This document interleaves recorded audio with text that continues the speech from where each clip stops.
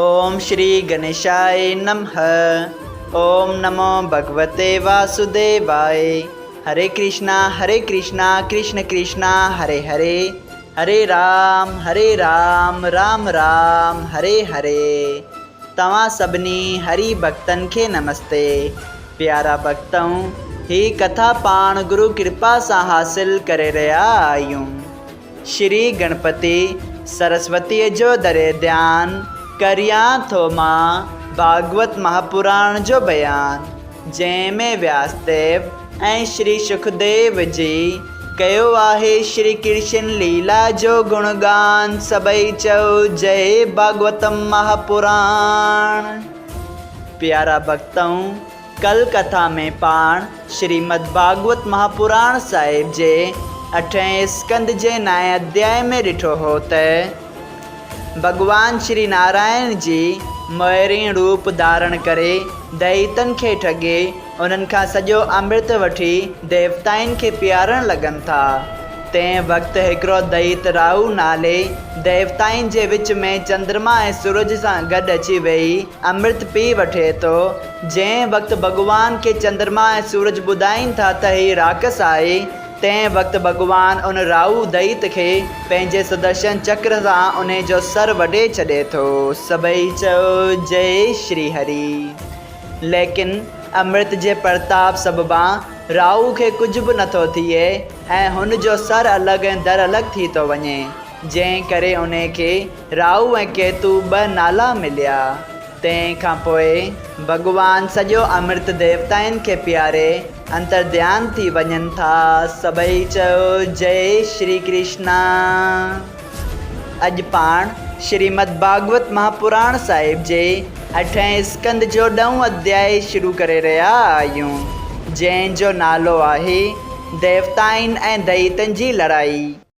श्री सुखदेव जी चयो त हे राजा परीक्षित, अमृत कढण में देवताउनि ऐं दैतनि जी महिनत साॻी ऐं हिकु जहिड़ी हुई, लेकिन जंहिंखे नारायण जी ॾिए थो सो पाए थो।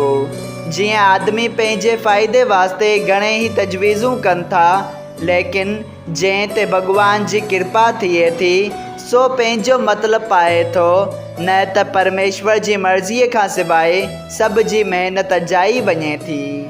तीअं दैतनि जी गति थी। ए राजा, जॾहिं मोहिनी रूप भगवान उतां अंतर ध्यान थी वेंकट पधारियो, तॾहिं सभई दैत होश में अची चवण लॻा त हू सुंदरी जंहिंखे असीं अमीन कयो हुओसीं, सा समूरो अमृत देवताउनि खे पीआरे केॾां हली वई। उन्हनि दैतनि में जेके बुद्धिमान हुआ तिन चयो त अमृत जो कलश त अव्हां जे हथ लॻो हो, लेकिन तव्हां पंहिंजी अज्ञानता सबबि हिकिड़ी स्त्रीअ ते मोहिजी अमृत खणी उनखे ॾिनो। उहो मोहिनी रूप बि नारायण जीअ जो हो, जंहिं देवताउनि जी सहायता करण वास्ते असांखे धोखो ॾेई अमृत वरितो। इहो ॼाणी सभई दैत कावड़ में भरिजी देवताउनि सां लड़ाई करण वास्ते तयारु थिया। तॾहिं देवताउनि बि लड़ाईअ जी तयारी कई। देवताउनि जे पासे राजा इंद्र ऐरावत हाथीअ ते चढ़ी चंद्रमा, सूरज, वरुण, कुबेर ऐं ॿियनि सेनापतियुनि खे पाण सां खंयो। सभई देवताऊं हथियार पेरे रथनि, घोड़नि, हाथियुनि ऐं विमाननि ते चढ़ी लड़ाई जे मैदान में आया। दैतनि जी तरफ़ खां राजा बलि प्रभास नाले विमान ते आकाशगामीअ ते जो मई नाम दानव उनखे ॾिनो हो, उन ते सवार थी हैग्रीव, दोमोर्दा, बपरचती, काल नेम वग़ैरह सेनापतियुनि सां हथियार पेरे शींहं, मच्छियुनि, पखियुनि ऐं विमाननि ते सवार थी लड़ाईअ जे मैदान में आया। उन वक़्तु ॿिन्ही फ़ौजनि में जंगी नाद ऐं बाजनि जा आवाज़ गूंजी रहिया हुआ। एतिरी फ़ौज ॿिन्ही पासे हुई जंहिंजो शुमार करे नथो सघिजे। ॿिन्ही पासनि खां तरारियूं, तीर, बाला ऐं त्रिशूल वग़ैरह हथियार हलण लॻा। खून जूं नदियूं वही छुरियूं, तरारियूं विॼ वांगुरु चमकाट ॾींदियूं नज़र थे आयूं। एतिरी भयानक लड़ाई लॻी जंहिंजो वर्णन करे नथो सघिजे। जॾहिं उन लड़ाईअ में परमेश्वर जी कृपा सां देवताउनि केतिरनि दैतनि खे मारियो ऐं राजा इंद्र पंहिंजनि बाणनि सां राजा बलीअ खे डेॼारियो, तॾहिं हिन साम्हूं बि विढ़ण जी सुमर्थी न ॼाणी माया युद्ध करणु शुरू कई ऐं पंहिंजो विमान आकाश में चाढ़े देवताउनि जी फ़ौज ते हथियार, जबल, बाहि, खून ऐं गंद किचिरो वग़ैरह वसाइण लॻो। उगारियूं राक्षसणियूं तरारियूं ऐं खपर खणी देवताउनि जी फ़ौज में काई पियूं। चौधारी समंड जो पाणी चरी ईंदो नज़र आयो।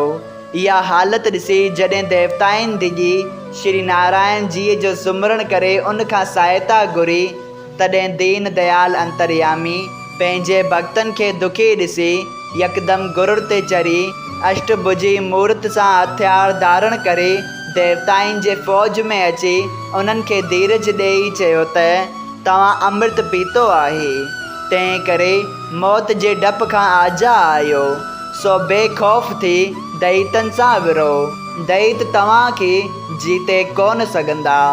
तॾहिं भॻवान जे दर्शन पाइण ऐं दिलदारी ॾियारण ते सभई देवताऊं उत्साह विचां नओं बल पाए वरी अची दैतनि सां विढ़ण लॻा। जॾहिं श्री नारायण जीअ खे ॾिसी काल नेमी दैत जो शींहं ते चढ़ियल हो उन ॾांहुं डोरी हिकिड़ो त्रिशूल नारायण जीअ ते हलायो, तॾहिं वेंकटनाथ उहो त्रिशूल जले सुदर्शन चक्र सां संदसि सर वढे छॾियो। जॾहिं ॿियनि दैतनि काल नेमीअ खे मरंदो ॾिठो तॾहिं भॻवान जे साम्हूं विढ़ण लाइ आया, तॾहिं परमेश्वर माली शुमाली ऐं सालवान दैत जो सर बि सुदर्शन चक्र सां काटे छॾियो। सभई चयो जय श्री कृष्णा। अहिड़ी तरह दैतनि जो बल घटिजंदो वियो। सभई चयो जय श्री हरि। श्रीमद् भागवत महापुराण साहिब जे 8हें स्कंद जो 9 अध्याय संपूर्ण थियो। अगरि तव्हां सभिनी हरि भक्तनि खे हिन कथा मां लाभ हासिल थियो हुजे त कृपया हिन कथा खे ॿियनि हरि भक्तनि सां शेयर कजो त उन्हनि जो बि भलो थिए ऐं तव्हांजो बि भलो थिए। सभई चयो जय सिया राम। राधे राधे।